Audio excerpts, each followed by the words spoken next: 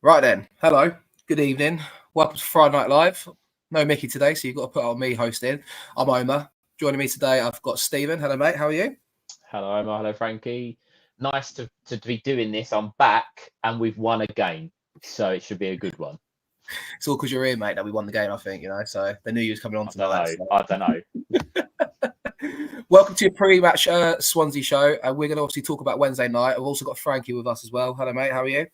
How do, mate? How do, boys? Hello, everyone's chat. How are you? All good. All the better for 3 points. Hello to everyone in the chat. Let's get your hellos in. Hello, everyone. How we doing? Hello to Dan Riggs. How are you, pal?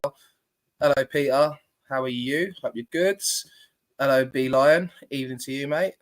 Hello to Chris. Hello to Andrew. And hello to Carl. Get your hellos in the chat, guys. We're going to run the intro and we're going to get straight into it and talk about 3 points on Wednesday night.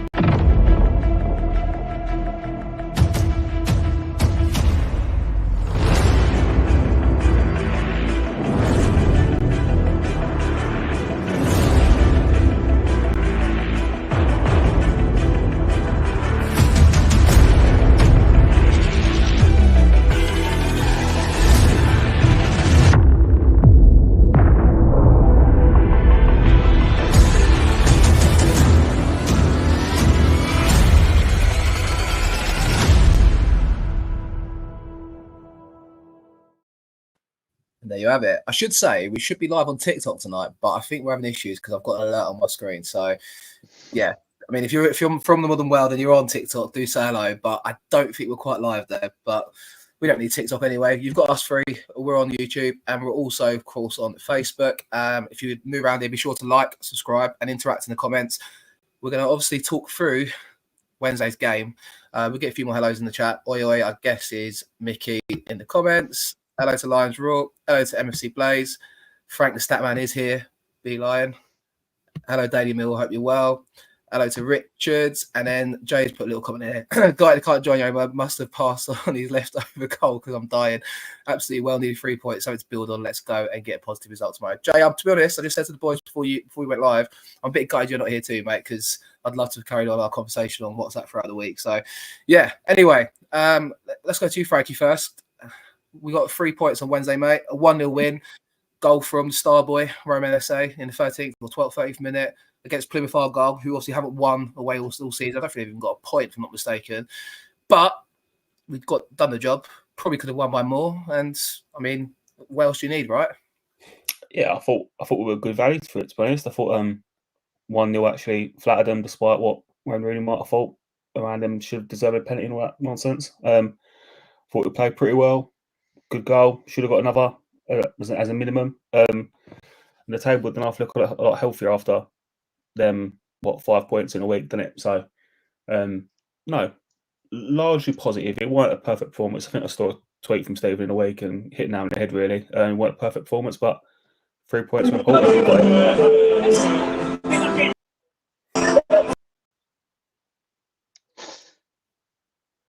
You're on mute, mate.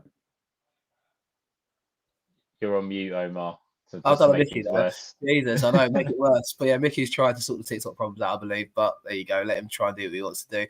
Yeah, you're right. I mean, Stephen, he mentioned your tweet there. So just echo, obviously, your thoughts after Wednesday, mate. Yeah, the thing is, right, there's a lot been said about us, Paris, the players. You know, we've played some good football this season and we probably haven't got the results that we deserve. But ultimately, you get judged on when you win games of football and how many points you get. So whilst I think Frankie nailed it there, really, it wasn't a perfect performance, but there's room for improvement. And there's a comment that's just come up about the 5 at the back, which I'm sure we'll come on to. But at the moment and in the situation, we needed to win the game. I thought we deserved to win the game and we did enough to win it. And that's the main thing.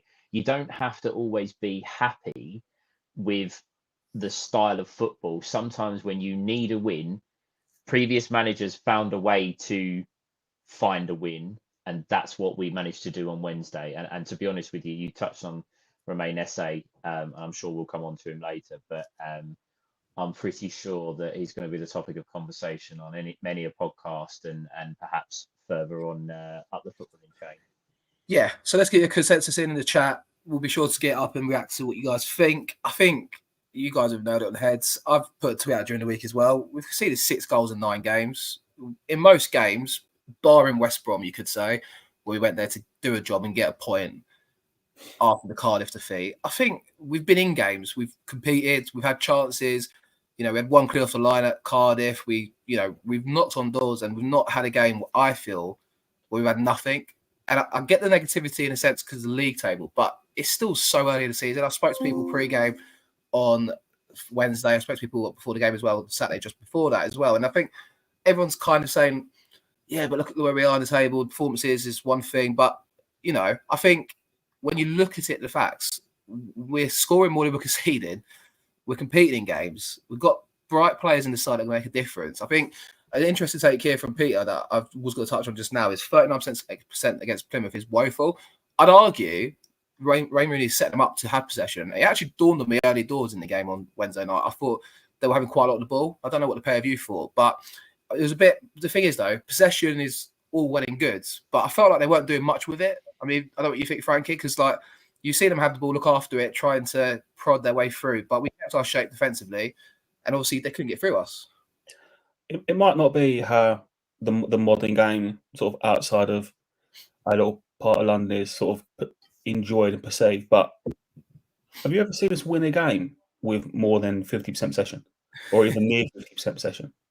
Whenever we have a lot of the ball, I always think we're probably going to do absolutely nothing with this and look a little bit toothless all game, just like we did against Leyton Orient earlier in the season. But when we actually sort of play on the counter, play on the break, play to our strengths, we tend to do all right. I don't care how we win. We could have 5%. If we could win 1-0, I'll skip all the way home. Couldn't care less. Yeah. Do you not think, though, just on that as well, that they come off the back of an absolute pounding at Cardiff? So obviously, they're not going to come and be timid. They're going to come to try and put on a show and right the wrongs from the weekend. They had a decent crowd. I thought that they travelled in numbers for a Wednesday night. They're not just gonna turn up and go, oh, you have the ball, Mill. They're going to try and get on the front foot. They did have a lot of the ball, and I know there was comments about Jensen, but realistically, he had one save to make in the first half. He had one save to make in the second half. I'm of the opinion you can have as much of the ball as you like. You don't do it if you're not creating chances and you're not actually doing anything with it. I couldn't care less. Your centre half's going to have it for 20, 30 minutes of the game. I think it's what you do with the ball when you have it, and we have intent when we go forward. I think shout out even to the likes of Jake Cooper and Tanganga on Wednesday night. Defensively, weren't asked a lot, but I think at times Cooper, if I noticed in the second half, he was moving the ball much quicker as well. I thought he seems to be growing into his role in this back four where we're trying to play a little bit more from the back for a Millwall kind of standard anyway. Dan Briggs has put the comment about Jensen, which you referred to anyway. Jensen's still worrying me badly, flaps at everything. I think he made a save, didn't he, in the first half? And then one maybe in the second half. But I think right at the death, and I know Dan was sitting near me and I saw his reaction too. He kind of just lets it hit his chest. I don't know if it's the floodlights, which, by the way, new floodlights, starstruck me a little bit. I don't know if anyone else thought that one. But I thought he obviously came for it and kind of just let it hit his chest. And on another day, I suppose that is going to go in the back of that, isn't it, Stephen? But we got away with it and we move on to the next one. And it's also another clean sheet, which hopefully builds confidence. Yeah, I think ultimately there's a lot of comparisons, and coincidentally, obviously, we're playing Swansea tomorrow, which was Matty Sarkic's last appearance for the club. He also looked a bit suspect in the beginning, and goalkeepers, that does happen. And the thing is, when you're in that position, I always say this: if you're a goalkeeper and you make a mistake, it gets highlighted because more often than not, the other team go and score. If a striker misses a sitter, 5 minutes later he could go and score, and then it's all forgotten. Do you know what I mean? It's a position that obviously you do need to have a bit of confidence in, but as you said, it is a clean sheet. It is a confidence booster, and maybe it's something that they can work on in training to try and, because let's face it, every team now are going to put 6 or 7 in our 6-yard box and absolutely surround him from corners. We all know that's coming. So we should be prepared enough to work on it during the week. Yeah, no, for sure. A comment here from Mike Blackledge on the back of what we're talking about. We've been blown away in any game. We are attacking more. However, we are just missing something. Our keeper is a worry, but things are positive. Harris is doing a decent job. I talked to both of you pre-show just now. I do feel from this time last year, we've moved forwards. And I put it to the chat. I put it to you guys with me now. I do think if you compare it to this time last year, we just lost Barrett. Obviously, we had Barrett for the stage of caretaker games. You know, we've got a couple of weird results. I think we lost the Remembrance Day game against, names escaping me now, was it Sunderland maybe? If I'm not mistaken. We went to Watford. I think we got a draw as well. But if you compare it to that time to now, we've got fresh players in the door, players with a lot of potential off the field as well. Feels like we're going somewhere. But also, I know Harris is the short-term option, but we've moved forwards since even the Joe Edwards days only in this year. I mean, I'll put it to you, Frankie, but I don't know. What do you think of the negativity from people? Because obviously, league table, I suppose, was mid-table. Before the other day was obviously lowered down. It's maybe a bit too soon to tell the league table myself, but I'll put it to you. I do think we've moved forward as a club. I don't know what you think of that. Yeah, I mean, I think playing style, it is definitely better than it has been in the past. But I mean, I think you said it yourself. It's a results business, isn't it? And if you're not getting results, then that's ultimately how you will be judged. Whether you're Harris or previous managers, that's sort of you're going to fall when you saw it in that sense. I think it doesn't help that. I think from a fan base point of view, I think let's be honest, when we appointed him, not everyone was particularly over the moon. He did a great job last year, but I think a lot of people recognise he isn't the long-term option. When you're then not getting results, it is going to go sour quickly. That's not his fault, and that's probably a bit unfair for everything what he's done for the club and for who he is. But I think that's just the nature of modern football, I'm afraid. And it's probably not unfair. It's probably not fair, sorry, but I don't think it's going to change. I think we'll probably have a lot of this all season. We'll win a game, and people sit there and go, "Do you know what? A couple more wins, we could be looking at the playoffs," and then we'll lose two, and people sit there going, "Oh, we're in a relegation battle." We're going to have this all year, I think. I think on the back of that, Frank, just a quick one to interlude on that one. Only 3 teams won 2 games in a row last Saturday to this midweek. The championship is crazy, which we always know. But to your point, it's hard to string some results together. We did it at the end of last season when pressure was lifted, but it's difficult to do in this division. And I think he probably that run of form probably didn't do many favours because it probably did lift expectation beyond what we're actually capable of. We beat a lot of sides that were on the beach when at the end of last season, like Cardiff, Sunderland, all had nothing to play for, and we set up and we did in them games and turned them over. It's a bit different now, and the expectation is probably a little bit higher than it was because he did do such a good job. I don't want to say he's a victim of his own success because he's not really, but yeah, I think we've had this all season. It probably is a bit unfair, but I don't think anything we're going to say is going to change it. I don't think anything he's going to say is going to change it. So this is where we are. I think also though, I'll see if I come to you next. This one, the question here from John Parr. Anyway, do you think we are playing different from previous Harris times? I think yes, personally, massively. I feel like it's evolved quite a bit and got better there. But even Stephen, from the start of the season where we had less options, Harris was quite vocal about it. He's got that squad, even though despite some injuries at the moment, Bradshaw's not available. Watmore didn't play Wednesday night. We're still digging at results though, and we're still playing all right, I think. And I'll put it to you, Stephen. I think obviously Harris, everyone keeps saying he's not a long-term option, but ultimately, if it gets him out of this team, we pick up results, we start to climb the table, then points will disappear very quickly, I feel like. Yeah, I mean, funny enough, as you guys were just talking there, I was having a look at the table, just a couple of bits and pieces, and to keep it on the topic of conversation. We've got 8 points in our last 5 games, so you're 8 from 15. Okay, it's not groundbreaking, but that's 2 wins, 2 draws, and a loss. If you follow that pattern over the next to January to February, you're probably going to be sitting around mid-table. It's not groundbreaking, and it's never going to be the fairy tale of getting into the playoffs or getting promoted or whatever. But that sort of form, I know that we're coming up against a run of harder opponents. But Harris is in a position where I don't think anything he does is going to be good enough for certain members of the fan base, and that's fine. Everyone's entitled to their opinion. I, much like you, Omar, I know we've had this conversation plenty of times, and Frankie, I'm sure you're the same. I love Neil Harris, always have, always will. Mhm. There does need to be a balance between the hero status and the here and now. You cannot, the two don't go side by side. You lose 5 games in a row, then you can't say, oh, he was a hero, he's this, he's that, and we've got to, we've all got to support him. Ultimately, he has come in to do a job for 18 months. He's done 6 months of it fantastically, kept us in the division. He's now got 12 months to sort out a championship side to take us forward. And that's what his aim is. We ain't going to be in the playoffs. And if people in the chat, or if people, that go to games, we all go to them expecting the playoffs, I think you're going to be very, very disappointed. But for me personally, if Harris can get a tune out of these players and get us mid-table, that's good enough for me. I know people will say, oh, you need to have ambition and this, that, and the other, but we're Millwall. You've got to be realistic. We can't just expect to be in the playoffs. We're not that kind of club. We're not, for example, a Leeds or West Brom who've got the budget to do that. So I think we are going to have ups and downs. We are going to have the win one, lose one, win one, lose one, and it's going to be a little bit of a topsy-turvy season. But Harris's brief is simple: keep us in the division. And all the while he's there, I actually think he'll do it. Yeah, no, that's it. And I totally agree with that. I think the players want to play for Harris, says Mike. That's important for any club. I will take that. And I echo that. I think I've heard George Honeyman say it in Wall Talk when I've listened to it previously. I've heard a lot of the players say, obviously Cooper, I remember when Harris first came back in, like he couldn't stop smiling when he was interviewed. And this is when we're struggling in Lancashire at the bottom of the table.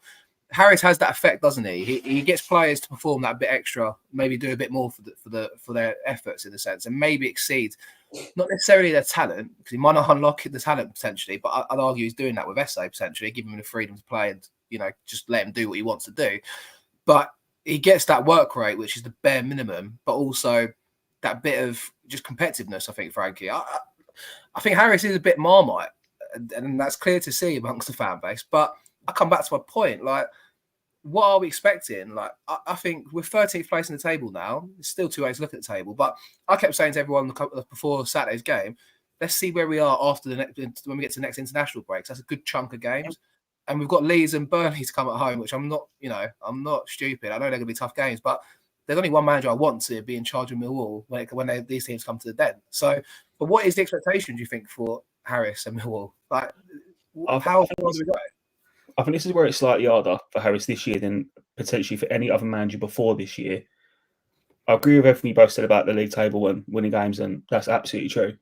I don't think we've ever had a manager where they could be quite as judged by how they bed in young players as Harris is this season. We certainly wouldn't have looked at the guy that now works at Sky Sports and judged him the same standard by bedding in youngsters. Edwards, who knows, because he's only there for 10 minutes. But Harris will largely be judged this year on how many minutes the likes of Kelly, Amaku, and Aziz get and how they progress. So I think it's a slightly tougher job in that sense. But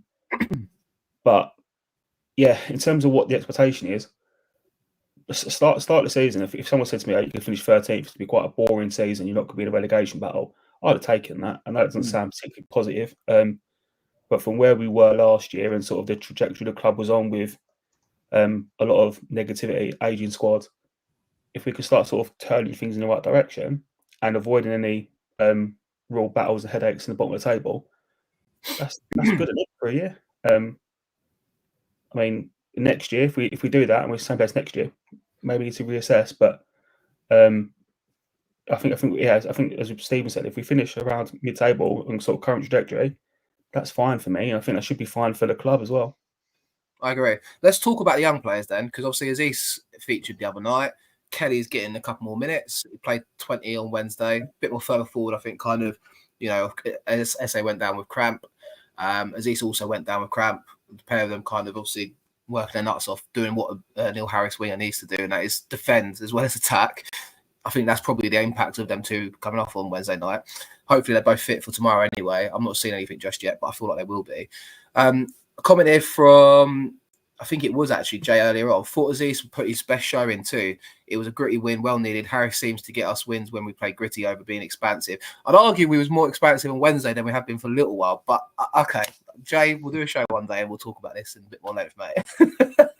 I thought I thought at times we were playing good football, but we could have won comfortably. But we're moving on for Harris because I'll defend Harris to the hilt, and I know I will. It's unconscious bias in my head. I know that. But the young players, guys, I know we said about, you just brought that point up, obviously, Frankie, as well. But being judged on bringing the young players in, we would have all thrown them in sooner. But something Harry said in that interview on Wednesday night that was posted, I think, by the Sun journalist on Twitter, and it was a full-length thing. He talked about easing the players in. We saw it with Langstaff. He didn't throw him straight into the side. He played that Leighton Orient game, a bit questionable, but he's had time to bed in and then came into the side, played well at QPR, got his goal as well, and he's off the mark. You could argue Harris is kind of not thinking too short term there. He's thinking of the longer term and easing these players in to get their minutes. And that's maybe helping them in this situation. I'll come to you, Steve. What do you think? Like, you can't just throw these players straight into the side, can you? No, and I think if SA is a real prime example, and take away all of the attacking talent, take away all the praise he's got and the skill and the flair.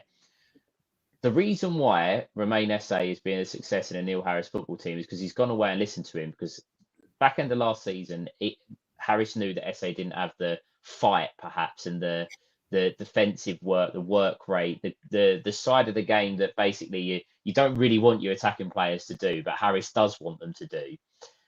He's gone away, thought about it, come back, and that's why he's knackered after 60, 65 minutes, because he's up and down consistently all the time, working on aspects of his game.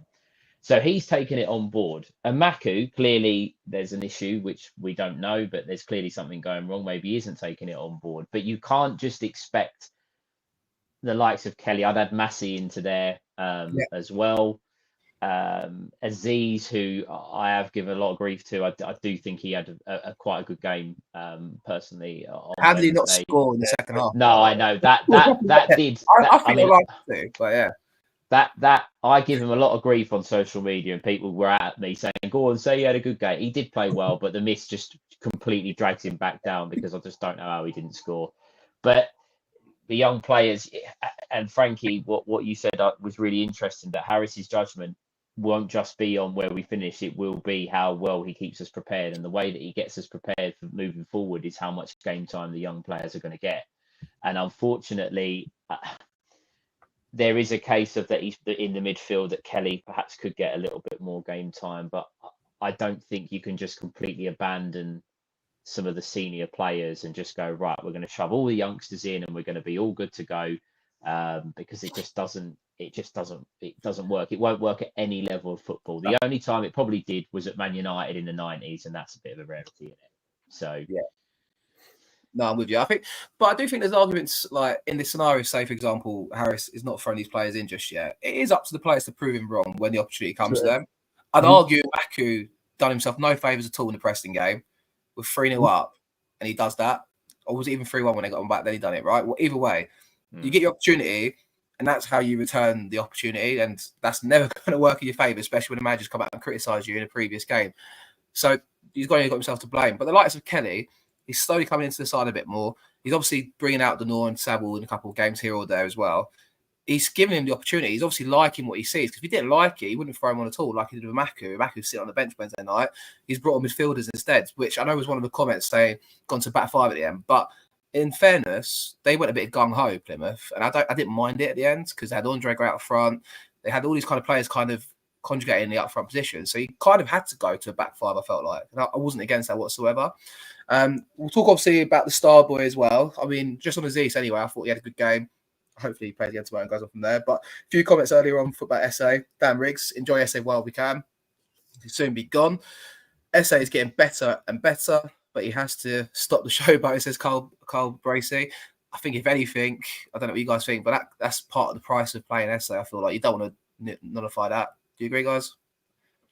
Let him do it every once. He's best player. So if he's scoring goals like he did the other night, where he nicks the ball off someone, working hard, then scores finishes there, I will take him showboating all game. That's fine by me. He was on Wednesday by far the best player on the pitch by a long way. 100%.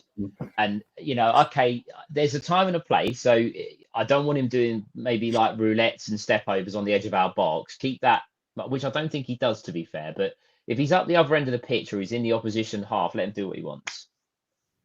There was a bit in the second half where he must have beat Whittaker about 3 times in 10 seconds. You thinking, Swing it across now, mate. Swing it across. Yeah, that is that as well.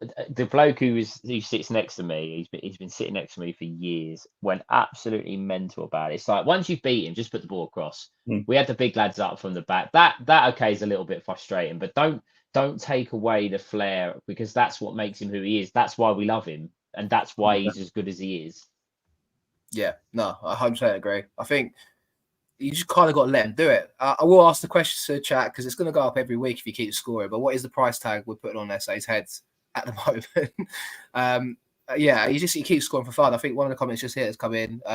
He's from I've lost it. He puts his price tag up from Connor. Danny Mill says, "I love the showboating." I mean, I do. But if we're losing 1-0 and he tries to take a player on 4 times, even I'm going to coat him off. I love SA to bits, but there's a time and place, I suppose. But when we're 1-0 up, do you know what I mean? We'll take it. I think first thing on the defense, I don't think he would, because he hasn't so far. I think he knows the time and the place. We've got 20 million from Daily Millwall, 15 to 18 million from Dan Riggs, as is at the moment.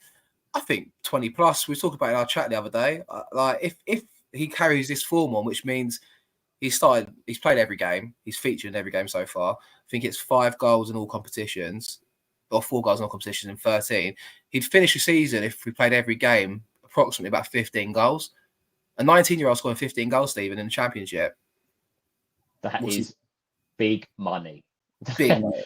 Well, we were talking about this, weren't we? And you said the goals, and I said assists will count towards it as well, because obviously in the Premier League, it's all contributions, isn't it? It's not just goals scored, it's goals created. Yeah. So I know he got a bit lucky because he got the assist for Ivanovic's goal, didn't he? And it kind of bounced off his shin and Ivanovic ran through. But it's still a number that goes for his stats. If he replicates what he's done so far, as you say, 15 goals and sort of 5-6 assists, some of those clubs in the Premier League are going to be looking at it going, well, we need him. We need someone like that. And I said the other day, I wouldn't want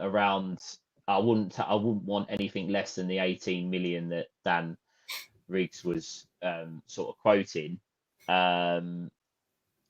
because other football clubs in this position get top dollar. We have to follow it. If Mill was serious about this business plan, and I don't want to go on to that subject because we've done it so many times, but if they're really serious about it, they've got to demand the highest fee possible and say we're not selling him under any circumstances for less than it, whatever that figure may be.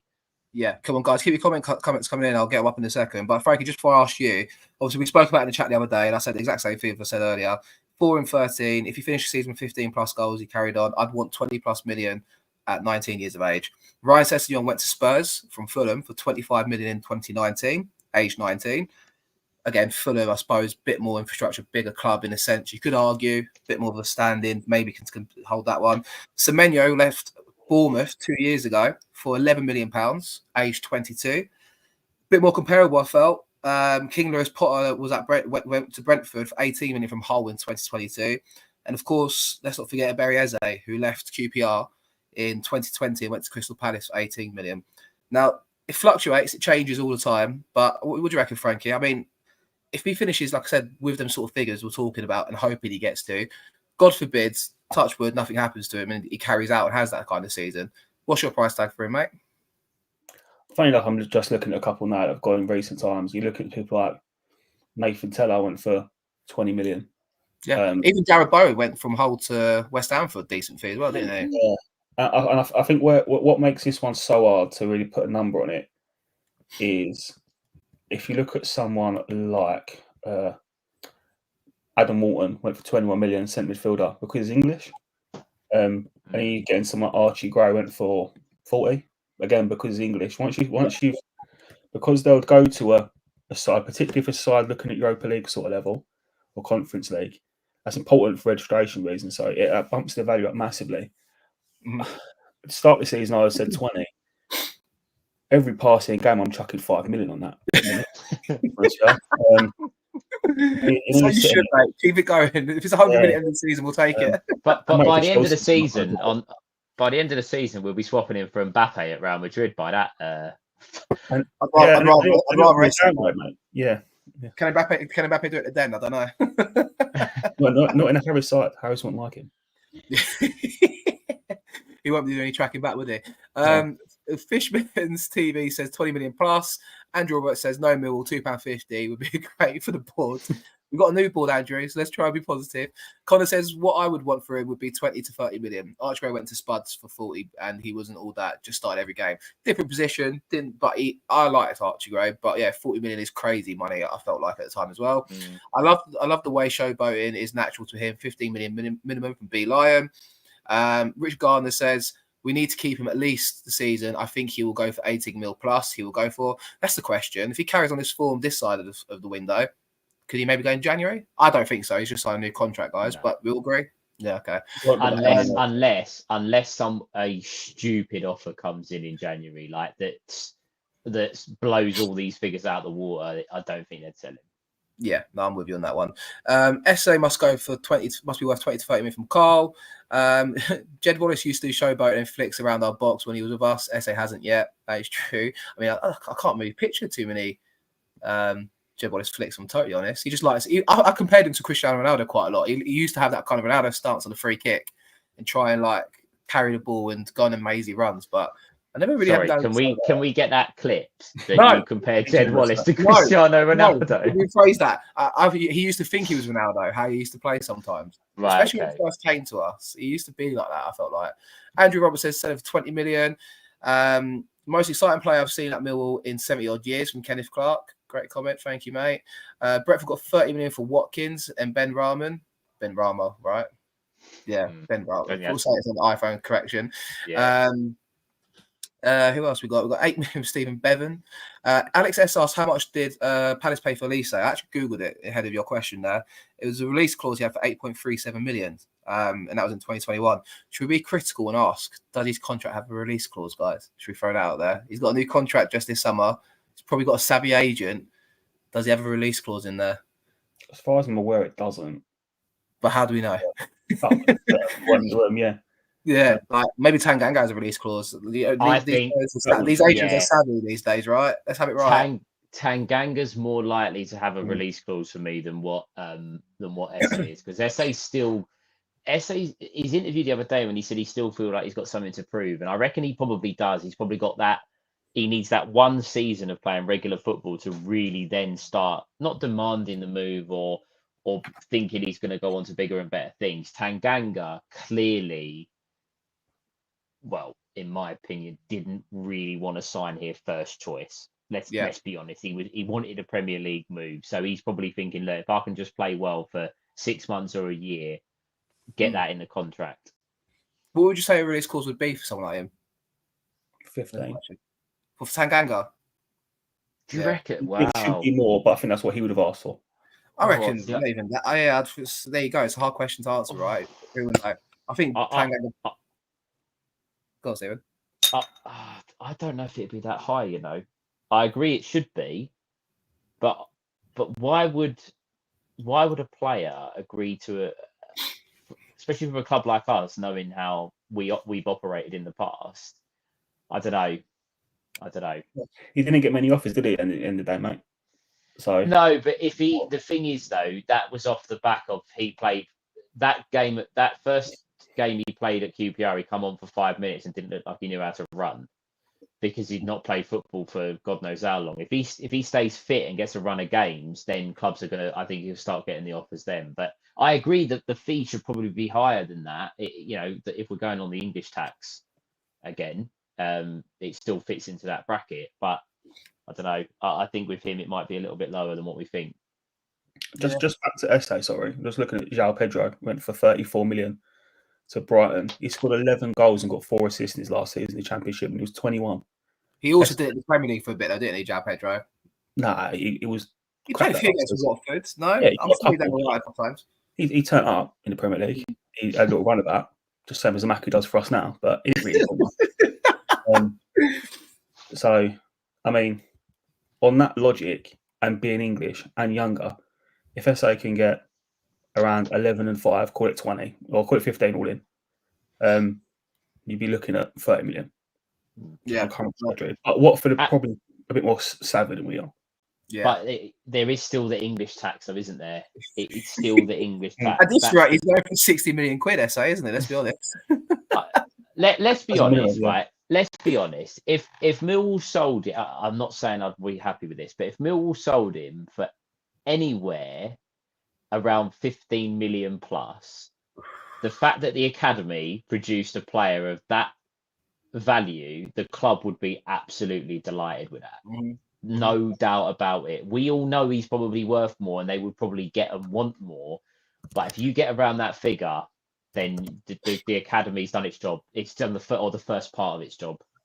100%. Just to bring up to one other comment here, Tanganga is the main reason, says Dean Jones. We are not conceding many goals. He reads the game so well. The proof's in the pudding from the start of the season. Conceded 3 against Watford, 4 against Bristol City. He's come in since, and I completely agree with his comment there. I think, what did I say? 6 goals conceded in 9 games. Like, Tanganga's influence, guys, is, yeah. If he proves he's got this, he won't be here past this season. I'm happy to say that. I have to agree with that comment because that's my dad.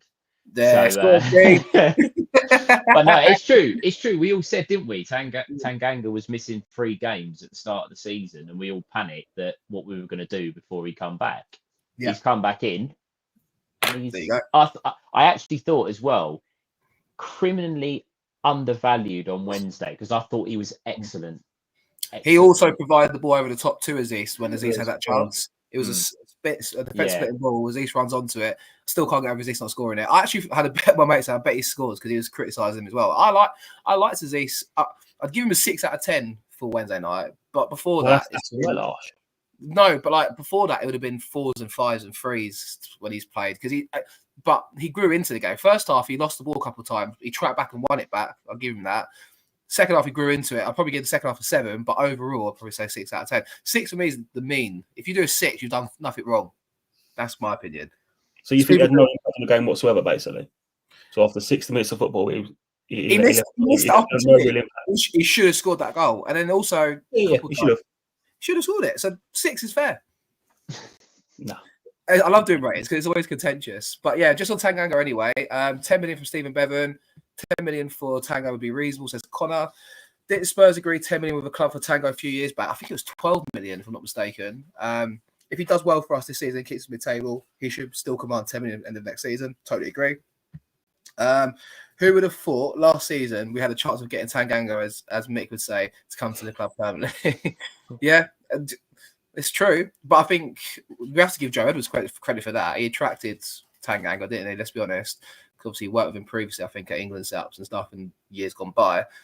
But he fell in love with the club, didn't he, guys? And that helps it. I'm sure, obviously, he's guaranteed. The club's probably said to him, you'll play every game. Just be fit, prove your worth, and you can move on. Fishmitten says 10 to 15 million for Jaff. We'll move on from Jaff at Tanganga anyway now, and we will start to steer towards tomorrow's game. I'm going to put you both on the spot because I know the answer already. You boys going tomorrow? Sadly not.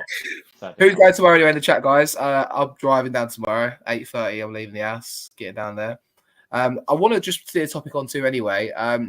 The fact that he didn't start Ivanovic with Langstaff on Wednesday and kept one striker.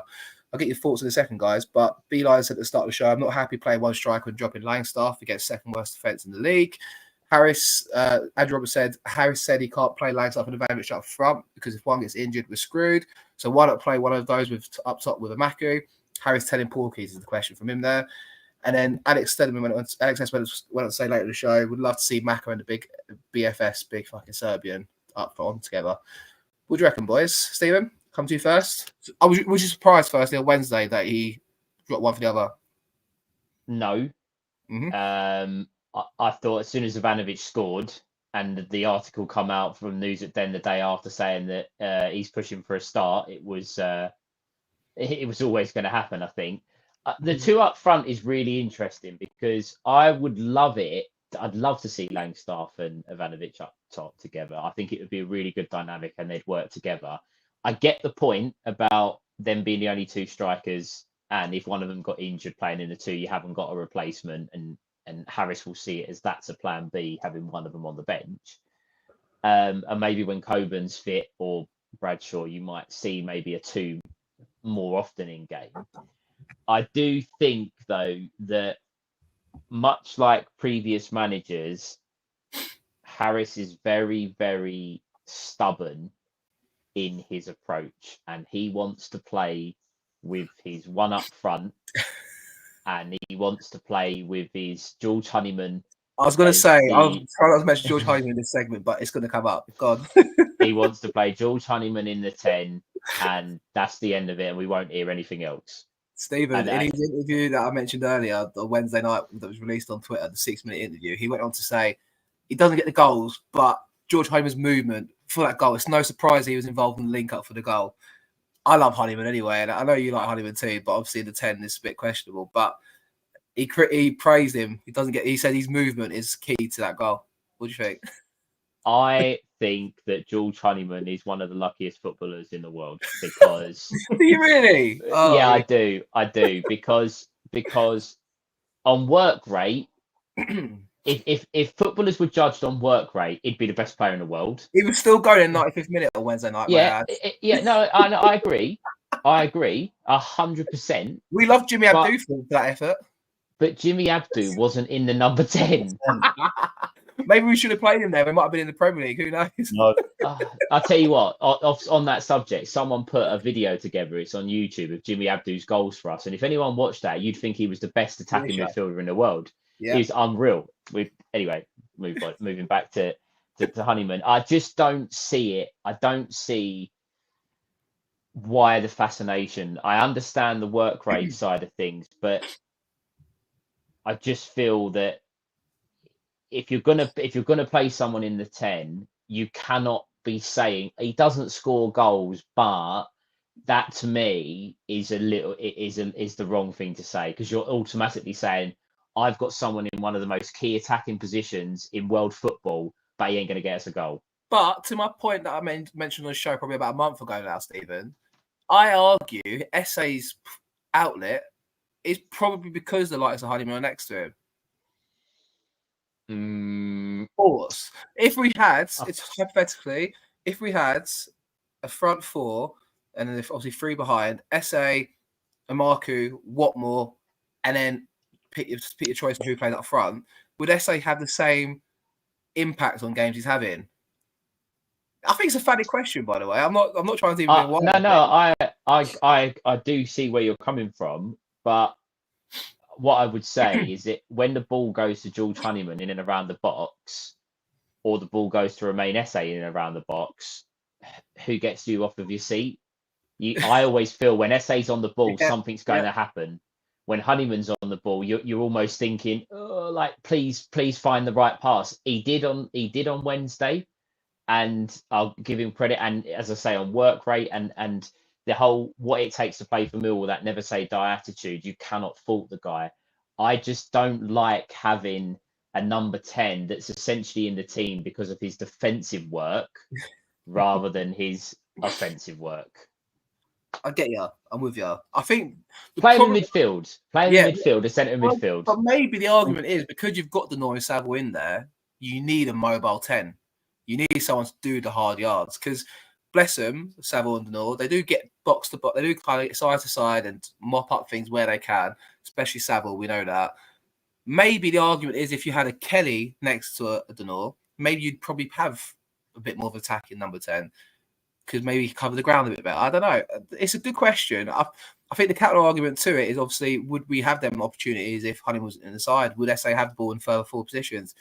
Who knows? It's an interesting point anyway. But I'll come to you, Frankie, on my initial question anyway. Was you surprised that we didn't have the big Serb and Langstaff up front Wednesday, mate? No, I thought same as Stephen. I thought the like change was kind of what I expected. I actually think I agree with Harris in this one. I don't think I would be going two up top whilst you haven't got Coburn or Bradshaw on the bench, just so you've got an option if it ain't going well, where you can sort of change it and keep the two up top. I think the thing that disappointed, and so on the comment, I don't think Amaku is really a viable option, particularly in Harris's mind right now. I think what did disappoint me is I thought when we made some of the changes, went 5 at the back, I kind of got why he did it. But, you're thinking, these ain't going to score unless we... The only way these lot score is if we drop back, give them a shit goal. Yeah. I would have loved him to have brought another striker on then and gone, no, we're going to go and grab a second, we're going to put his lot to bed. Obviously didn't do that, and lo and behold, we then had a bit of a moment in the last minute where you're thinking, fuck me. We did have the opportunity to score in the second half, though. Leonard flashed. We absolutely did. Yeah. But when he made the substitutions and brought off Aziz and brought on Wintle and then brought off Essa and brought on Kenny. Essa No, was that was McNamara. Yeah. McNamara. And you're thinking, well, we're not going to get out of half now, are we? And that did disappoint me. I would like to see him up front in that point at that stage. But again, to give Harris a little bit of leeway, I can understand why a manager in that situation, desperate for points, desperate to sort of get that monkey off his back. I get why he didn't make the substitution and went defensive. And I think I probably would have done the same thing. Yeah, just FYI, Portsmouth have just taken the lead as well against Sheffield Wednesday tonight. I've got a Premier League game on. This is 1-1 in Leicester Forest, for anyone cares to know. To the question anyway that I put to the chat, and obviously what you guys have said as well. I've been on so much about two strikers. What the bet is he plays them both tomorrow and we get spanked from B Lion. Carl Bracey says, I don't do predictions anymore. Fair enough.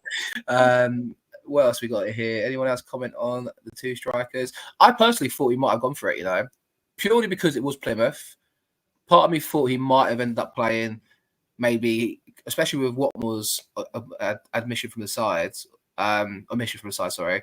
Maybe there might have been an argument to play Honeyman out wide and have two strikers and go for it, but he didn't. And it surprised me, to be fair. Bit of comments on Honeyman here anyway. Beli says, I do think where teams play out the back, Honeyman's pressing is effective. He needs to score more to balance the team if you're going to ask SA and Watmore to run back. Interstellar Beat Teller says, Honeyman is vital to our press from the front and allows the wingers more creativity. What else we got here? Daily Mill says that Maku not used v Millwall with a sad face. Do we think Maku's going to get a minute at this point? We've got injuries and no, he didn't sign up to bring him on, did we? I mean, there you go. I would like to have the Denor in the 10, like a false 9, says Richard Gardner.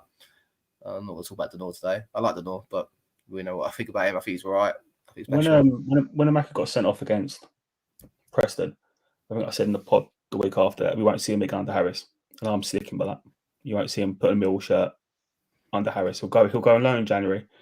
Next year, be a new manager. And he might see him. Yeah. I mean, he's the most stubborn of managers, isn't he? He strikes me as that kind of person anyway. I think the thing is, though... And Amaku's proved him right, to be fair. That's what I say. Valid grounds. If you give him the opportunity after he's obviously knocks on the door to play and stuff, and what was it? The story, the timeline of isn't it to the effect of he asked to play, gave him the Orient game. Harris after the game said, "Got the young players knocking on my door wanting to play," and that's what they give me basically, and that's what happened. He then got another opportunity a few weeks later against Preston and got sent off. So, yeah, you're not doing himself any favors, are you? And no. Ultimately, if players played on the pitch, but if the manager doesn't get results, the manager loses his job, right? So we'll see. I mean, I've got a comment from Connor. Wait till Bradshaw is back from injury. Langstaff and manager will be on the bench. Yeah, do we subscribe to that? Surely, I love Harris a bit. So I think someone said to me in the chat the other day on our WhatsApp chat, I probably would call him a cunt if he decided not to. If he decided to put Bradshaw back in, I don't think Bradshaw's here after the January window personally, but you never know. It wouldn't shock me if you see Bradshaw turning out for Colorado Rapids or wherever it was. Well, did you see who Wrexham signed today? John Danny Bodvarsson on a short-term deal until January. Yeah. How's he still living? Honestly. John Parr says, who gets the hut when BFS, Big Fuck Serbia, Maka and Coburn are all fit and wanting to play? Could you imagine that if they had all three of them on the bench and Bradshaw was playing up front? There's no defending Harris with that. They just wouldn't. As someone, Beeline, there's a comment coming up saying he loves Harris, doesn't always agree with him. If we've got all four strikers available and we go one up front and it's Tom Bradshaw, that is Jesus. That would be the end for me. And you know what'll happen? You know what'll happen as well? It'll be some stupid away game where the fans have to travel like to Middlesbrough, which is miles and miles away, and they'll see Ivanovic, Langstaff, and Coburn running up and down the touchline, warming up, and Bradshaw just chasing the defenders around during the game. But do you know what, Stephen? We will be there. We'll be there. Well, this is the question, I suppose, because I think someone just said, Daily Mill said Coburn would be the first choice. Interesting conundrum, isn't it, when they're all fit? How far away is Coburn back from injury? I think it was, wasn't it? What was his injury? Was it 3 months? No, it wasn't 3 months, was it? No, 8 weeks. So is he likely to go this side of the international break? Maybe. I think he's on grass. So Yeah, I mean, Well, once you've got 3 strikers available, we've been saying Mitchell's on grass for about 2 months now, so who actually knows? yeah, he was meant to be back, wasn't he? This side of the international break, wasn't he? I've not heard There's a anything question. about him, There's a question for you, Omar and Frankie in the chat. Does Billy Mitchell get back in this team when he's fit? well, yeah, I think so. Probably will do eventually, get his opportunity and maybe take it. But what a great problem to have. And this backs up my point, like that I put on that tweet the other day, and I said to you guys in the chat, we can see there's 6 goals in 9. We've got Coburn to come back, Billy Mitchell to come back. Watmore didn't play the other night. We've got players, we've got options. He comes back in, but he'll play as a number 10 for his pressing ability. I'm going to say it now. I think Billy Mitchell probably does get back in the side at the expense of probably at the expense of Denor. It will be, wouldn't it? Let's be honest. That'd be a mistake. I know, but that will be what will happen, won't it? Let's be honest. See, I would go, as much as it pains me to say it, if he is going to get back in, for me, it would be for Saville. Could it be, though, Billy Mitchell? Okay, well, let's be a bit. Should we make some outrageous predictions? I reckon our last 5 games of the season, it'll be a midfield 2 of Kelly and Mitchell. How about that? Not Denor. Maybe Denor, but I feel like Denor's done something to you, mate. I absolutely hate him, didn't you? I know. Okay, even the first half on Wednesday night, it highlights my problem with Denor. It probably is an argument to say he should play further forward the pitch, but he takes too long on the ball, and he's not good off the ball. You ask him, he has the equivalent of, like, you hear the stories of Paul Scholes. They say in training, and you say, hit that tree, Scholesy. Paul Scholes will hit that tree, right? And it's 80 yards away. Denor has that effect, in my opinion, but Denor doesn't fit a Millwall team. He doesn't fit a Neil Harris Millwall team. If he played for Burnley, who had 65% possession every game, Denor would look unbelievable. I just don't. I'm not disputing the fact that he's a good footballer, but without the ball, which is typically the other night, what do they have? 61% possession or whatever it was. Denor struggles without the ball. That's always been my point with Denor, which is why, like, I know you sacrifice it so when he's on the ball, whatever, but like when you've got Saville next to him, who's just as slow as him, and Saville's competitive and competes in there, Denor just can't do that side of the game for me. When he played out in Belgium, he used to play left back. Would you put him at left back? No. Instead of Brian? No. I'd have McNamara at left back personally over that. But that's my only bugbear with Casper Denor. You watch it, right? And if you want to watch tomorrow's game and be a bit more with it, right? Watch the game tomorrow, because Swansea will have more of the ball. Denor struggles without the ball. That is just my only opinion with it. And I get it. He's a midfielder. He's a ball-playing midfielder, which is why probably there's nothing to say once Mitchell comes back, Denor and Mitchell could be probably a combination like they were towards the end of last season. But it's just, for me, without the ball, he struggles so much. And you've got Saville. You watch him be man of the match tomorrow. Yeah, and I'm more than happy for that, because I'll be standing there in that stand tomorrow thinking, fuck me, what a result. And I'm driving back on the M4 and I'll be buzzing. I must admit, I don't agree with that full opinion. I agree that I think without the ball, he's probably a weaker link in the middle. But when we've played well this season, Denor has played well. Yeah, because we scored goals. And I think he played well as well. I agree with you. I think that he's the sort of player you want on the ball in the opposition half to pick a pass. I don't see that anyone else, apart from, and I know this one might get a few pelters, Joe Bryan is the most frustrating footballer in the world because he can't defend. Yeah, he gives the ball away. He doesn't want to go into tackles. But if you watch sometimes how his passing of the ball zips it in. Yeah, that and Denor fits in the same bracket as that. 100% agree. And that's why I think if you had a Mitchell and Denor midfield, Billy Mitchell can do the running for 2 midfielders. We've said it so many times on this show. And I think that's where Denor perhaps needs a better partner in that sense, because Denor has to do the running as well, because Saville can't do it all. Whereas Billy Mitchell could, and then that would free Denor to start moving forward and getting us up the pitch. And for the record, right, and I know I said Denor will probably come out for Mitchell. It's not what I'd do. I would have Denor and I'd have the pair of them playing together, Denor and Mitchell. last few games of last season, ironically, our last game of the season at Swansea, he got the goal, but also he played unbelievably well that day. Got on the ball, pinged it about. You need someone next to him that's going to do the running for him. Yeah, Jimmy Abdu, as we coin it, or George Honeyman, if you want to go to that whole argument again, you're more than welcome to.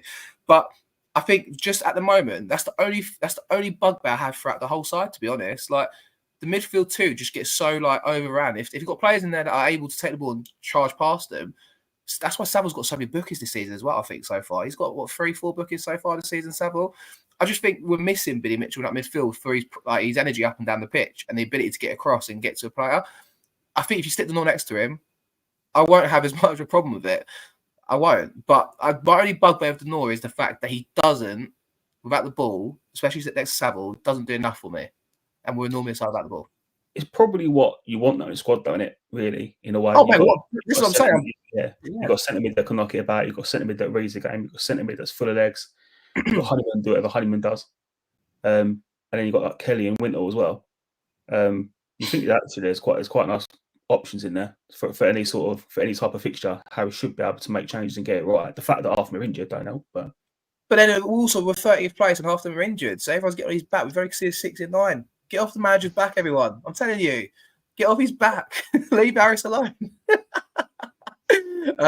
We've got some comments anyway. Quickly, Billy Mitchell will get in the team for Sav. Andrew says I'm spot on. I don't know Andrew for the record, guys. It's not my burner account either. Spot on, I read the Nor.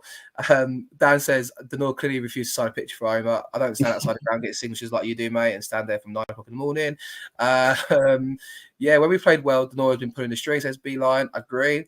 Adam Wright says the Nor is quality, never play Mitchell over him in a million years. The Nor is a rat type player, says John Parr. The Nor at home, Billy away from Jay. Brian at home, Danny Mack away from Jay as well. The Nor is a rat type player, not dynamic enough, says John Parr. Brian is a silly little fucker off the ball, says Fish Mittens. Just for the record, Joe, if you're listening to this on audio, that wasn't me. Loves dark arts. Saville's on 3 bookings, says Andrew. I think he's had more bookings. I think that's quite a few at this stage of season for Saville. I know you like to book him, but to be fair, someone said earlier, Brian's actually on 4. There you go. Can't wait for Mitchell to come back, make 50 sideways passes and people get on these Ks. Well, if you stick next to the Nor's looking forwards, it'll be fine. I think, wasn't it the goal, Coburn's goal? The Nor wins it on the right-hand side in our own half, plays it to Honeyman. Honeyman then plays a great forward pass to Watmore, and then Watmore squares it across to Coburn. So, yeah.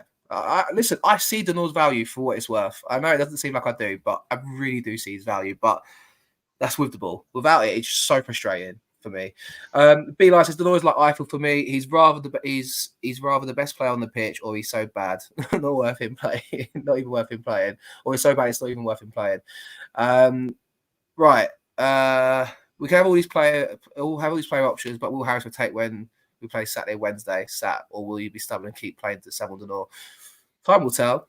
But listen, boys, 3 great strikers in Bradshaw. Depends how you look at that one. And then you've got great options in the middle. What problems have Stephen, though, once they're all a bit fit? Yeah, that comment, though, that is a little bit of a problem, because if Denor and Saville keep getting rolled out week in, week out up until Christmas, come January, they will be dead, because we cannot keep going. And that's why it's interesting that I know that tactically we made changes and we were holding on to a lead, but both Kelly and Wintle coming on and getting some minutes, I thought was quite interesting on Wednesday. We've got, some big games coming up. We're going to be doing a lot of work without the ball probably tomorrow, a lot of work without the ball against Burnley, a lot of work without the ball against Leeds, and you're going to need some fresh legs. Andrew, spot on. If will Harris rotate? I think he has to. Whether or not he does, that could be a little bit of a problem. But I do think you will start to see some changes in the middle, especially. I think personally, the way I would go about it, I would play the 2 of them tomorrow. If you consider them to be your best 2, play them tomorrow, and then perhaps against Burnley get some legs in there, because you're probably going to be doing a lot more chasing of the ball. So all you told me there is George Hyman is definitely going to play the next 2 games anyway. Mate, Neil Harris, as long as Neil Harris has got that head coach tag, George Honeyman's got a place for life, mate. And that is fine by me. I don't agree. I don't look. Play him in midfield, in the centre of midfield, and I'll agree with you. Play him in the number 10, and it's just painful. One comment from Peter's made me laugh. There is the only thing Harris will rotate is his steering wheel. I need to nip to Lou very quickly, so I'm going to quickly put myself on mute and hide my camera. But Frankie, do you want to start telling us some stats and have your stats corner? I don't know if we have your jingle yet. I know Mickey was meant to do one for you, but I don't know if he did it or not. But I just think that's mad rude that you're getting Frankie to do the stats and you're not even going to listen to him. Well, he ran past the show, mate, so I already know what it's going to be. So by the time I come back, Frankie's stats corner will be done, and then we'll talk all things Swansea. So I'll be back in a second, please. I have just seen something interesting, which surprised me. Just looking at stats, looking at combined expected goals and assists. I know it's all bollocks, and it's shouldn't be taken too seriously. But technically, Ivanovic is the best striker in the league. Based on goals and assists in 90 minutes. I saw that, yeah. So we'll take that. He is. I know it doesn't mean anything, but he is officially the best striker in the league. And if his agent is watching, I will happily take some form of payment for bigging him up for you. But I mean, yeah, onto Swansea. They're not on fantastic form. They started the season pretty good and they haven't won in the last 5 now since then. So I think it's a game that we should be turning up, and I feel like I say this every week. We should be turning up and looking to sort of put a lay marker and sort of turn up and give a good account of ourselves. Really, what do you think about that, Stephen? I mean, have you seen much from so far this season? No, but they're always these. I class them as a pretty side. They like to knock the ball around, don't they, and play the fancy football and play out from the back. They've got the same amount of points as us. They've only scored, I believe, 8 goals all season. So they clearly don't create loads of chances, or they're very wasteful. A bit like a lot of possession, but not many goals. And a few people have put this in the chat, and I knew this before coming on. Swansea haven't actually won at home this season, and we haven't won away. So everything screams that it's going to be quite a little bit of a tight 0-0, 1-1 type game. But apart from, I would say, 4 sides in this league, when you go away from home in this division, you've got a chance of winning the game. Realistically, you do have a chance of winning the game. I don't think we go to Swansea and fear them. I don't think we go to Swansea and think, oh God, they're going to absolutely batter us. And go there and try and get something from the game. I wouldn't go as far. I wouldn't want us to go there and play how we played against West Brom, but perhaps a bit like Hull. We had 3 big chances at Hull. You've got to be a little bit creative, and that should be enough, hopefully, for one of our strikers to get on the end of one and put it away. But I'm not concerned about tomorrow, in the sense that I don't think we're going to go there and we're going to be playing a team that's really, really good. My only concern is that they haven't won at home, and their supporters aren't really going to. They have won at home. They're not lost. They're unbeaten at home. Yeah. Oh, I thought someone had said they've not won a home game. They've only won away from home. Yeah, it was a comment earlier, but I think it was slightly misleading there. So Dan Riggs actually said it here as well. Swansea haven't lost at home. We haven't won. Oh, haven't lost at. Sorry, I thought it was haven't. They've won 3-2. Oh well, they haven't conceded more than 1 goal in any of their home games, so they are fairly. Oh well, that 5 minutes ignore everything I said. I'm now petrified about tomorrow and hope that we can take a point. Although runs have to end, so listen.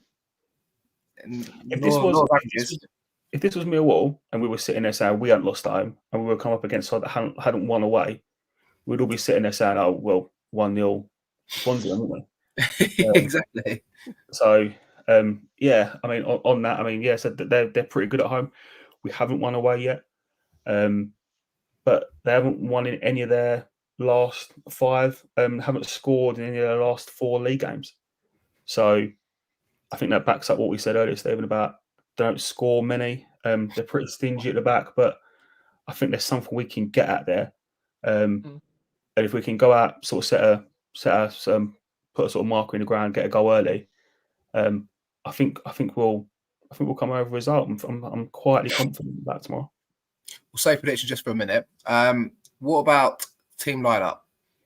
Obviously, we won the other night. Is he going to change it? Comments in the chat, guys. And if you're watching, I've not seen the like count just yet, but I suspect it's not quite the same as the viewer count. Be sure to like the video and subscribe if you're new. Interact if you're new as well, guys. I'm enjoying this tonight. I think it's been quite good fun so far. We'll probably go till about 9:30, so be sure to get your views in. Go on then, Frankie. Is he going to make any changes tomorrow? I've got a feeling Langstaff comes back in personally, but what do you reckon? I think he will make a change. I think Watmore will come back in for Aziz. Because when it a family thing for Watmore, not him. He said a family reason, but a good reason. So I'm guessing looking Mrs. Prentice like that. Yeah. I reckon he'll come back in. The rest might have done him good because he was looking a little bit tired when he against Derby. So rest will do him good, and I think that'll be the only change. Personally, that only change. So you think the Serb starts as well? Still, yeah. Just confirm, guys. It's only 19 likes. So like the video. As what's his face here? B Lion says, people so tight with their likes. Come on, like the video, guys. Doesn't cost anything. If you watch it on telly, you can press the middle button and then also go across and click like. I do it all the time, so you do it yourselves. Come on. So one change from Frankie. What do you reckon, Stephen? I think there's going to be 3 changes. Is one of them this? Yeah, it is. I think Danny McNamara will play at left back tomorrow. Mm-hmm. I think Frankie's change is spot on. I think Duncan Watmore will come back in for Aziz, which I think might be slightly harsh on Aziz, but Duncan Watmore has joined top goal scorer, I think, still in the Championship, and he started the season really well. You've got to get him back in from his start. And the other change, as much as I don't agree with this one either, but I think you got this one right, Omar. I think Ivanovic will miss out, and Langstaff will come back in. I think Langstaff is much more the Neil Harris away type striker at the moment than what Ivanovic is. So that's what I think he will do. Personally, I mean, they always say don't change a winning team, and if he doesn't, you can't really argue with it. But I expect there to be a couple of changes. Yeah, I think Brian starts personally. I love Danny Mac, as I've said on multiple shows over the years, but I think Brian retains his position. I do think Langstaff comes in because, when he gets to the byline, when SA plays him down the right, and then he squares it back to Hollyman for his second goal of the game, and we win 2-0, and Hollyman scores both. It makes sense, right? So, but I do think you're right. I think away from home, I've not seen a lot of Swansea, but if you know the Swansea way of playing that everyone's banged on about since they were in the Premier League 15 years ago, it feels like it is similar in the sense to what Plymouth were trying to achieve. Hold a lot of possession, try and prod it around. If we win that ball high up the pitch, you want Langstaff running onto it, I feel like, over the Serb. Me personally, from what I've seen so far. Because a bit like the QPR goal, where he gets down the line, squares it back, and Watmore tucks it away, I do think there's an argument for that. If he doesn't make the change, I'll be quite happy with it. But I do see a world where Langstaff comes back in tomorrow. I think also he'll hide behind he said it after the game on Wednesday. He was like, if you're Milo, you'll be buzzing that you got 75 minutes in the Championship. And it's all the kind of Harris jargon that he says. As much as I love Neil Harris, it's we're managing him, that kind of thing. So I think it will be 60 minutes of Langstaff and 30 minutes of Ivanovic tomorrow if he has a game plan in mind. That's kind of where I think that's going. I'll read some of the comments quickly before we move on. We've got Langstaff and Watmore to start. Danny Matt for Brian from Fish Mittens. Can't listen anymore, says Baz. Thank you, Baz, for listening and tuning in, mate. Night. Got a team here from Adam, who has Jensen in goal, Lenny, Tango, Cooper, Brian, Denor, Sav, SA, Honeyman, Watmore, and Ivanovic. So that's one change, I believe. Mm-hmm. Yeah. Langstaff presses better than Ivanovic, and him chases lost causes. So I'd have him in for the Serb. Daniel says not that bad, Baz. He's right. It's not that bad. I think Danny should start. Watmore back in and keep Ivanovic in. The only thing Harris will change is his underpants and Chris Brown. And I think you have to play Langstaff because he's the only striker we have with previous credentials. Ivanovic is really inexperienced. I think there's a bit of that, isn't there, boys? I think he's 19 still. So obviously got a goal. He deserves to start Wednesday night. You gave him a taster for it. I suppose Langstaff's done no wrong, really. I thought he actually had a decent game Saturday before he came off, really. He linked up well, just didn't really get an opportunity to score, I suppose. And if you're him, you're thinking, I hope I get back in tomorrow. So I wouldn't be against it. I don't know if you guys agree, but I think he probably deserves to come back in tomorrow. not against it. I think Yeah. Ivanovic done well during the week, to be fair. So I think either of them that's left on the bench would have a fair cause to feel a bit hard done by. Mhm. I thought Langstaff. Sorry, I thought Langstaff. It was harsh to drop him, but personally, I know Ivanovic scored. There's a comment from Alex about Maka's missed 2 1-on-1s and the Serb scored his. I would argue actually that he's missed 3 1-on-1s because it was 2 against Derby, 1 against Luton. And I went in quite a lot hard on George Honeyman for missing 3 chances. I think the difference with Langstaff, as I say, away from home, I just think he's the Neil Harris centre forward. That's the type of player he wants up front. That's why I think that you play him over the Serb. But if he does play Ivanovic, then as I said earlier, I've got no issues with it. Does sound contradictory. Because when you picture Neil Harris type forward, I'm with you, so I agree. But the stigma would be a big man up top to hold the ball up, right? In a sense, but it's not, is it? It's evolved. They talk about the evolution of Harris. It's evolved, hasn't it, a little bit? It has, but it's not. It's also the fact that it's the workman like performance, isn't it? It's get yourself up the pitch, give you an outlet. Harris uses that all the time, looking for an outlet, and Langstaff will do that. I don't know if you guys noticed, Ivanovic stayed pretty much central, pretty much the entire 75 minutes he was on the pitch. There's a couple of times he obviously drifted out wide, but he wanted to stay in the middle. Langstaff's more than happy to end up wide left, wide right, trying to put crosses into the box. And I think away from home, Harris would rather that than someone who's just going to operate in the middle of the pitch. But look, who knows? Tom Bradshaw might be fit tomorrow and he'll start. So, you know, Stephen, what you described there, mate, sounds like a fantastic strike partnership. It does, and it really would work. But I don't see how. I don't ever see a world, especially away from home. At home, you got half a chance, but away from home, I can never see us going 2 up front unless we're behind in the game. And by that time, you just chuck it on. Yeah, you're right. Yeah, I can't confess to see a lot of Swansea this season. I'm not sure what you said whilst I nipped out for a second, but they've only scored 8 and conceded 7. So I guess chances are hard to come by, I feel like, against them. But I'll back us against some opportunities tomorrow. I mean, with that in mind, I've looked at their squads. I mean, any players that stand out for you, Frankie, when you look at the Swansea side? Matt Grimes has still got his centre fielder. He's still their captain, still there. You've got Jay Fulton next to him. You've got a couple of players. You've got Norton still there, Kyle Norton. He's 35 years of age, by the way. Kyle Norton. He's started midweek. It's ridiculous. I like Harry Darling. He's been around for a while. I think he was at MK Dons and Cambridge before that. And they've got Figueroa in goal. Remember him at Swindon, guys? Figueroa? Yeah, he's a good goalkeeper. But you look at that side, I don't see... We shouldn't fear... We're going to lose now, but now I've said it. But we shouldn't fear that side, should we? Like, I think Matt Grimes is a good player. I don't know if I'd have him. I don't know if is he an upgrade on Saville? I don't know. Probably not. Yeah, he's a bit more of a ball player, isn't he, I think? So is it some more Denor then? Would you have him over Denor? Probably not. I like our side. I get that's why I think the criticism comes in, like for our starts of the season, because we've not picked up the results, but performances have been there. Like, I probably will come back to bite this and think about this driving home tomorrow, but I'm really confident about tomorrow. I think it's, especially when you look at the games coming up that we've got, like a Burnley to come. If we get the win tomorrow, it gives us a bit more freedom going into that game, in the sense that we've picked up, 2 good wins on the bounce, bit of confidence. But I do think we should be going there with our ears kind of up tomorrow and being like, right, we're going to go there and do the business. I don't know how many we've sold, but I don't expect the following to be too great because it's miles away, Swansea. But I think there should be no fear. I mean, I don't know if you agree, Stephen, but we should be confident tomorrow.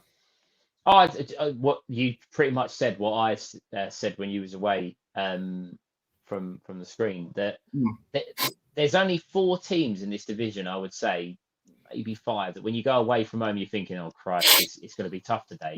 There's no one in this division that really, outside of those, that you should go to places and be fearful of coming up against someone that that's a mismatch.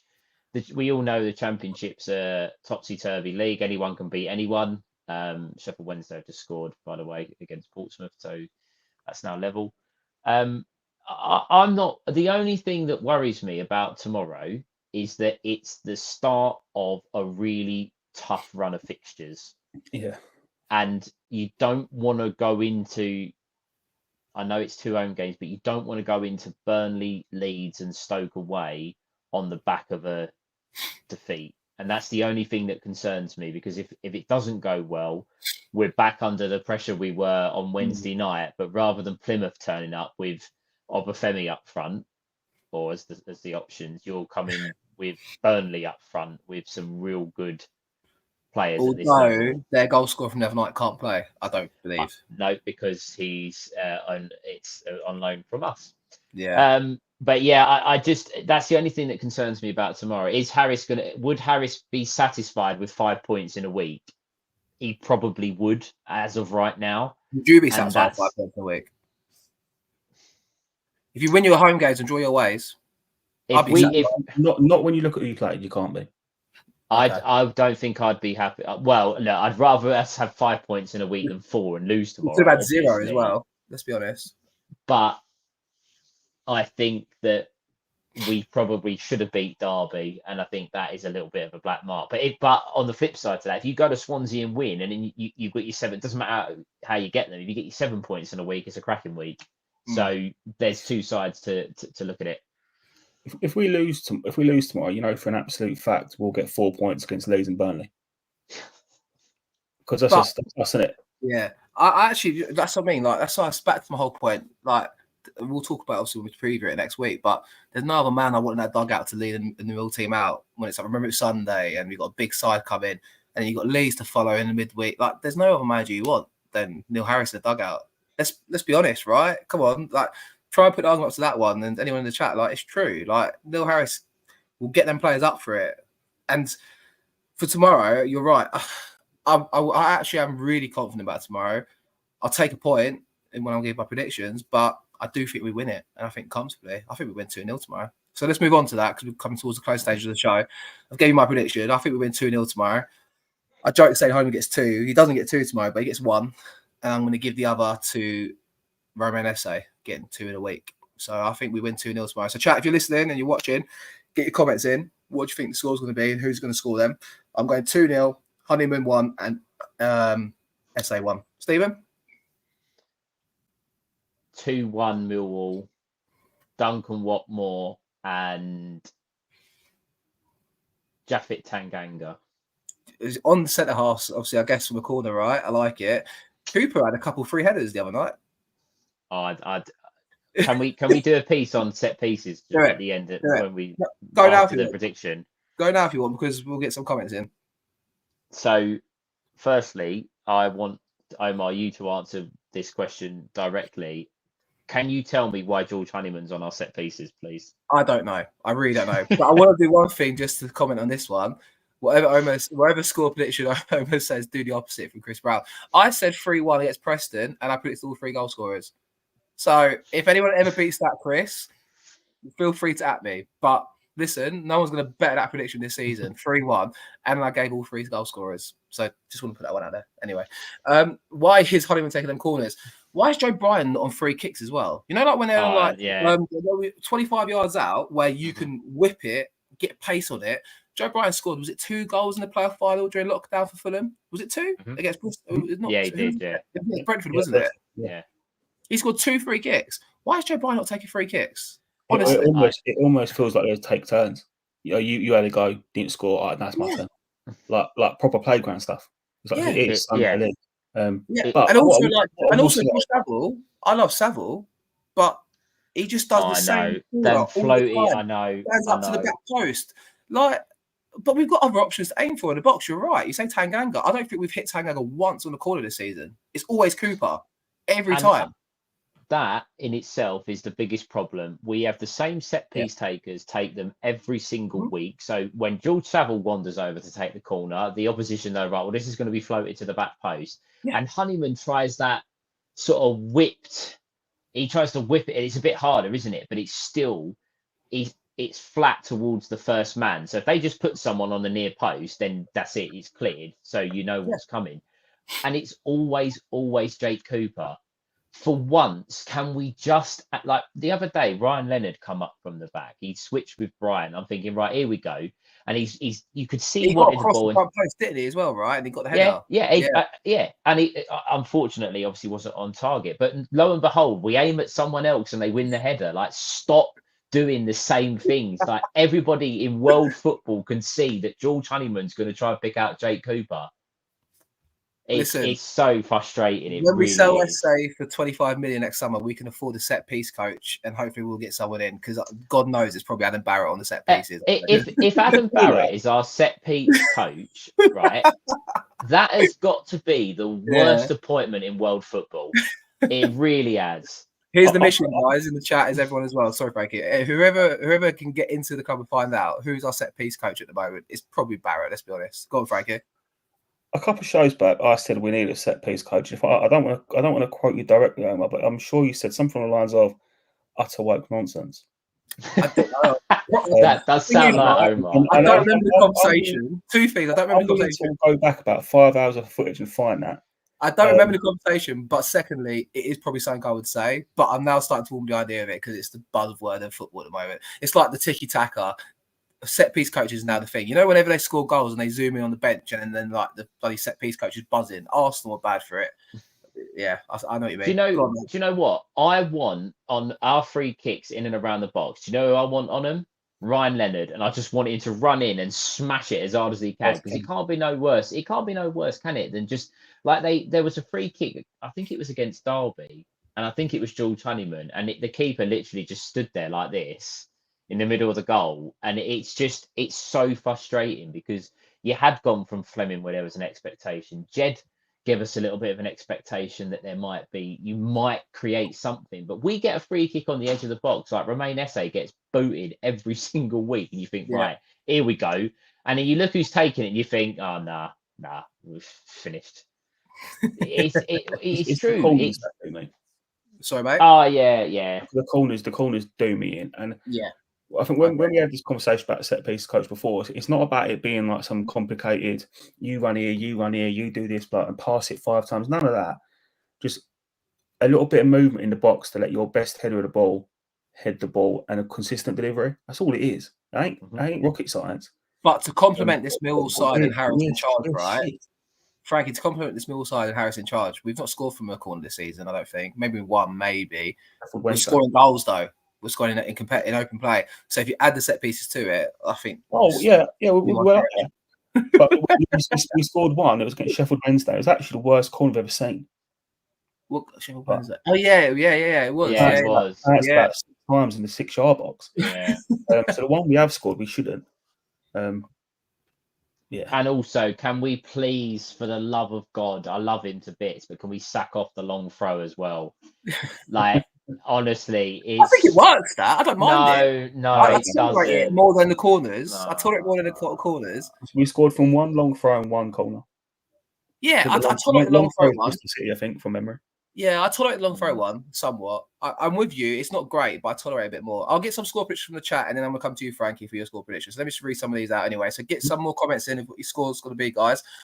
We've got 2-1 from Connor here to Millwall. 0-1 win tomorrow, Langstaff and Peter Sullivan. 1-0 to Millwall as well. Seems to be the common prediction here so far from Daily Millwall. Watmore and SA to score in the 2-1 win for Connor. 0-0 from Alex. 0-0 from Fish Mittens. We've got 2-1 Wall, Tango and Watmore from Dan Riggs. Got another 0-0 from Anthony Rosello. Hope you're well, pal. 1-0 or 2-1, either score to Millwall. 1-1 draw. Watmore will start strong, score early and concede late. What else we got?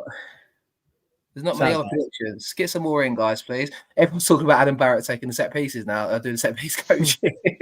Ed Steller's take here from Ed Steller Beat Teller. Let the mascot take the free kicks. The players have been hopeless this season. Yeah, you're not wrong. Yeah, what else we got here? I think this is probably the comment here. That's one thing. The shame about Lisbeth Gurry, he can take a decent free kick. He scored one against Birmingham, didn't he? In the same game, Leonard scored from a set piece to the back post, and he got disallowed, didn't he? Yeah. I've got Connor here saying I'd like to see SA on free kicks. I wonder if he could strike a dead ball. I don't really know. Similar sort of thing from Carl here. He's still at free kicks. SA is the free kick taker. He can't do any worse. Dabrig says it is Barrett who has been taken, who has been he has been from who he can't be named era. I think he's right actually there. Adam Barrett as set piece coach is the worst appointment since my nan booked a flu jab. Shitman from Alex S.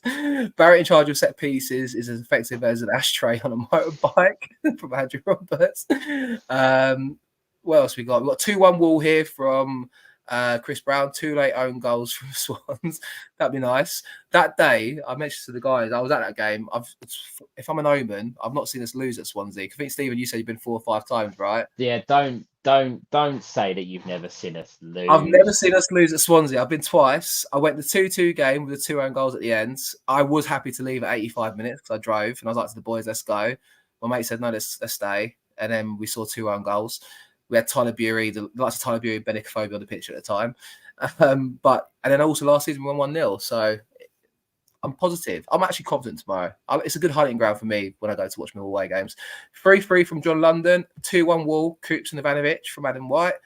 And then Greeny Boy, evening chaps. We will beat Swansea 100% tomorrow, 2-0.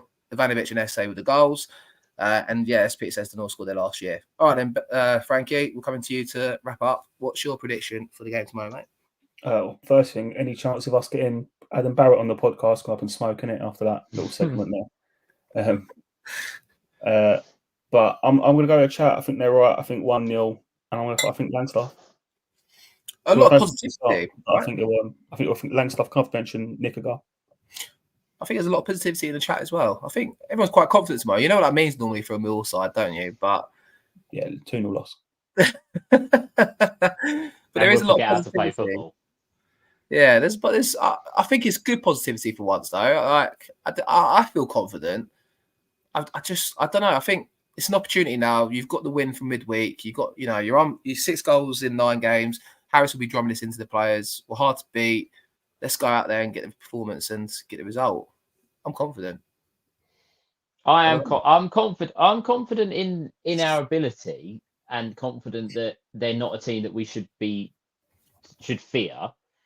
As I say, my only concern is Harris going to sort of shackle us a little bit because he doesn't want to go into a tough run of fixtures off the back of a defeat, which then stifles all of the good work that potentially we would have carried in from Wednesday. But I don't see any reason why we can't go there and win the game personally.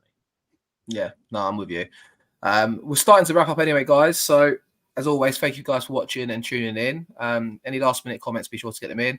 Any last thoughts, Frankie, before I start to wrap things up? No, not for me, mate. I don't see you drink a beer today. No, I read the message first saying we're not allowed to on TikTok, so I thought I better take it seriously if I don't get told. Oh, what a truth! Anyway, so yeah. Well, listen, absolute waste. I'm on the Starperman. I did a Estrella, I had a Peroni. Now the Starperman to finish off. So there we go. Stephen, any last thoughts, mate? Just nice to have a little bit of positivity around the show tonight and after the win. I know sometimes it can be a little bit negative and a bit depressing when you're talking about your football team, but I think that everyone just wants the best for the football club, and everyone wants us to win games of football, and we did that on Wednesday. And that the difference is, like, obviously I haven't been on the last couple of shows, but I've been watching them and following the comments and stuff. And when you don't win games, people are naturally down. So it does make a little bit of a difference, and hopefully it can continue tomorrow. And I'm sure that it will, but don't quote me on that. A couple of funny comments here to finish off before I wrap up. Dan Riggs, and we haven't had Mickey saying it is what it is, so Frankie can't drink. That is true. There's been no Mickey. It is what it is today. We've got a comment here from Ross Howard, guys. So just have I want you guys to give a one-word review to this. You haven't mentioned Holloway becoming Swindon manager yet. Frankie, you first. One-word review. I saw 2 things on Swindon today. I saw one about Holloway, what an absolute farce. And the second thing was about apparently you can't buy tickets now on card. It's cash only. You can't buy tickets. Yeah, okay. Man's dodgy as fuck. Can I get a one-word review though on Holloway becoming the Swindon manager? Yeah, come. Stephen, one-word review for Holloway becoming a Swindon manager. Fraud. My word is comedy. So there you go. So I'm wrapping up anyway, guys. Thank you guys for tuning in and watching. I'm sure me and Mickey will do a bit on this next Friday if Mickey's about, and myself as well. But obviously, we're coming up to Sunday and it's Remembrance game coming up. Me and Mickey do get involved with that, and obviously our pitch side with the soldiers prior to the game, and we do go around with the Poppy Legion. We know what Mill do, we know what Mill fans do, and we're always big on that. But just going to start to get the interest up for that, and obviously, yeah, it's obviously our big game, isn't it, on that Sunday against Burnley? So hopefully we get 3 points tomorrow. Thanks everyone for tuning in. I've really enjoyed it tonight. Thanks Stephen, thanks Frankie, and be sure to subscribe if you're new, like the video, and we'll see you guys soon. Thank you very much.